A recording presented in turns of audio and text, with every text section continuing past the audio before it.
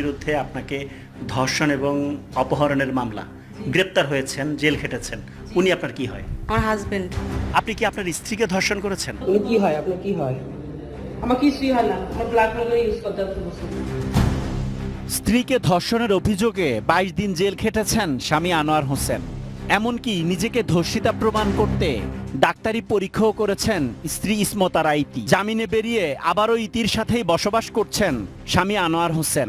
স্বামীর বিরুদ্ধে ধর্ষণ মামলা দিয়েছেন, উনি কারাগারে ছিল, আপনি বাদী, উনি আসামি, একসাথেই থাকছেন এখন আবার? আগেও একসাথে ছিলাম, এখনো একসাথেই আছি। এই মামলাটা এখন আপনি কি করবেন? প্রত্যাহার করতে চাই। আমি মামলাটা প্রত্যাহার চাচ্ছি না, আমি আইনি প্রতিকার অর্থাৎ আইনের মাধ্যমে মামলাটা কন্টেস্ট করব। ১৫ জানুয়ারি রাজধানীর হাতিরঝিলের পলাশবাগ এলাকায় আনোয়ার হোসেনের বাসায় অভিযান চালায় পুলিশ। উদ্ধার করা হয় তার স্ত্রী ইসমত আরা ইতিকে।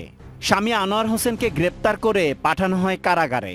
হচ্ছে আমার সামাজিক সব দিক থেকে আমার মর্যাদা শেষ করে দিয়েছে এবং আমার যে ফ্ল্যাটে থাকি এটা আমার নিজের ফ্ল্যাট, এটা আমার একটা স্থায়ী ঠিকানা। এখানেও আমার মুখ দেখানোর কোনো পরিস্থিতি রাখেনি। কারণে এই যে আমি অপহরণকারী এবং দর্শক এইটা হিসাবে সব জায়গায় আমাকে এইভাবে উপস্থাপন করেছে।